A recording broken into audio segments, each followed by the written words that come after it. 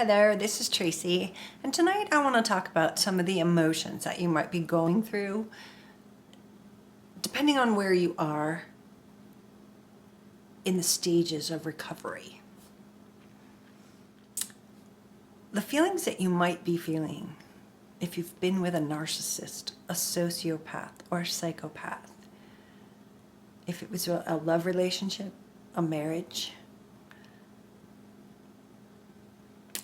someone that you knew at work, a mother, a father, sister, brother, child. These are all very possible that you can be encountering them. And so that the feelings are going to go on that scale. But confusion and fear, hurt and depression, anger and anxiety, and you may feel completely lost. You may feel like you've lost your best friend. You may feel like you've lost your partner. You may feel like you've lost the person that you thought you knew. And all of a sudden, this new person is taking over their role. This person is coming and acting like nothing you've ever seen. It doesn't matter if it's been 2 months or 20 years. Suddenly, there's a new person in your life because this person would have never treated you that way. Or have they not been doing it all along? That's the secret here, guys. With all of these feelings, for me, I had them all. I went through different stages of confusion. Like my head, I couldn't concentrate. I couldn't hold a thought, and I was like deer in the headlights and squirrel, squirrel, squirrel. I was running around and kept really busy, hyper. Couldn't sleep, so I had anxiety. I was afraid to go to bed. I was afraid of the future. I was afraid of what was happening. In both discards, it was just the craziest things in my entire life.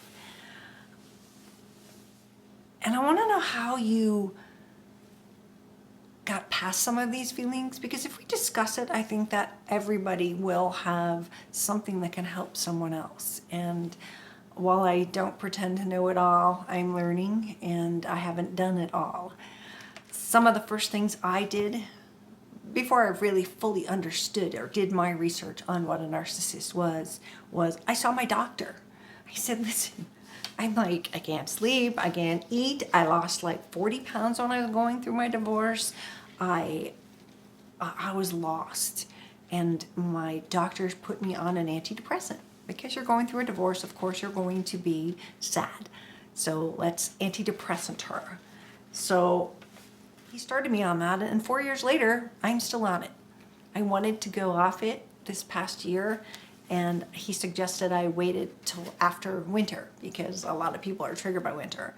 Well, that was never a trigger for me, so I listened to him because he is my doctor, right? And while the antidepressants helped, I think they helped normalize my reaction and my fears. It certainly, it didn't numb me. I guess it just did what it's supposed to do by equalizing my body and my reaction to things. So I didn't go deep into a depression where you can't get out of bed. And I know plenty of people that have happened to. But after I did that, the doctor would then say, well, you still got anxiety. That's different than, depression. So here's some anti-anxiety medicine. Primarily for you to take at night. But if you're having a panic attack or something, then you should always have these near you. Okay? I listened to my doctor. I didn't like them. And he then prescribed sleeping pills, because that would help me sleep better. And I took them for quite a long time, and it wasn't good. They did get me to sleep, but I don't think it's the same sleep. I know that it's not the same sleep. So your doctor might be doing these same steps. This is kind of protocol for someone going through PTSD and talking about confusion, fear, hurt, anger, depression, and anxiety, and just loss, right? So those are normal things your doctor might do. I saw an acupuncturist, and I was getting needles to reduce the anxiety, reduce the stress, the depression, the symptoms that my body was taking on because I was in PTSD, the losing weight, the not wanting to eat, the not wanting to sleep. So the acupuncturist helped. I saw a homeopathic doctor, and he prescribed these little teeny tiny bottles. I don't even know what the treatment is, but I think that really helped me normalize a lot of parts of my body. According to him, many of my organs were shutting down. My liver, my kidney, my frontal lobe, this, that. There were all these parts that were not doing well because of this fight, flight, or freeze and anxiety. So I think what he gave me really, really helped a lot. And I'll put the link to it down below because I don't know the name of it. All I know is I had these little teeny tiny homeopathic drops, and I'd stick them under my tongue, and then they disappeared.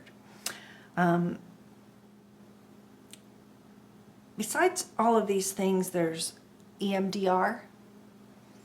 There is tapping. A friend of mine does tapping, and she helped me through some of the parts by tapping, and you say things. Meditation is really good for you. And what I have learned through all of this is our bodies hold power to heal. Right?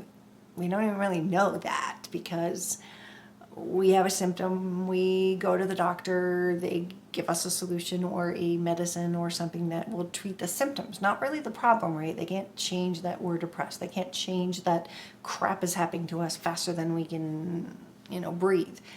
But if you look at these things that we can do to help ourselves, if you're having a panic attack or anxiety, fears are overcoming you, what I learned, which is the most important thing for me, was to close my eyes and feel, where was it tight? Was it tight here in my chest? Was it in my throat? Were other parts of my body hurting me? Sort of scan your body, breathing really deeply. Breathing as deeply as you can until it goes way down into the bottom of your stomach. And what you're doing is you're kind of like getting your mind on the breath. And this sounds all foo-foo, but I used to think, all of that was foo-foo, but now I know that it really works, and it really can calm your body. It can stop that anxiety attack, and it can help you sleep at night if you just focus in on your entire body. It'll help you sleep. If you're having a panic attack, if things are just triggering you and you're upset, just do this. Lay your feet on the ground, nice and flat. Put your hands on your knees and close your eyes. And just breathe. Feel where that anxiety is. And tell it in your mind that it's okay. There's nothing to fear right now. Right now you're safe. What happens will happen, and you will do everything that you can, but worrying about things that haven't happened is our biggest enemy. So I'd like to hear what you did to get past all of these feelings. I would like to know if you can offer the community here some advice so that we can all help each other heal. I've just pretty much laid out everything that I did. Oh, counseling, of course, counseling. You want to talk to a counselor, and I want you to ask the counselor, what do they know about emotional abuse?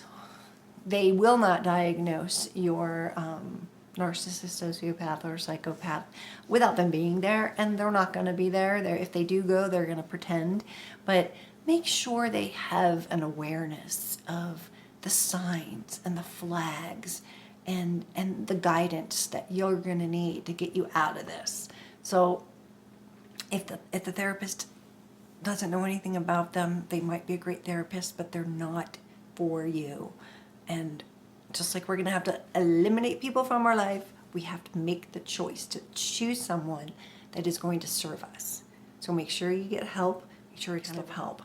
Meetup groups. I have a meetup group, and I meet once a month, and I really think that helps validate everybody's different feelings. So on my website, narcissistabusesupport.com, link down there, you're going to be able to find all the meetups by state and all of the local support that you might be able to get. I got 10 weeks free counseling from the state, and it was the best counseling that I had during my recovery process. They know abuse, and they can really help you. This is Tracy, and let's start a discussion. I'd like to know what you did to get better. Thanks.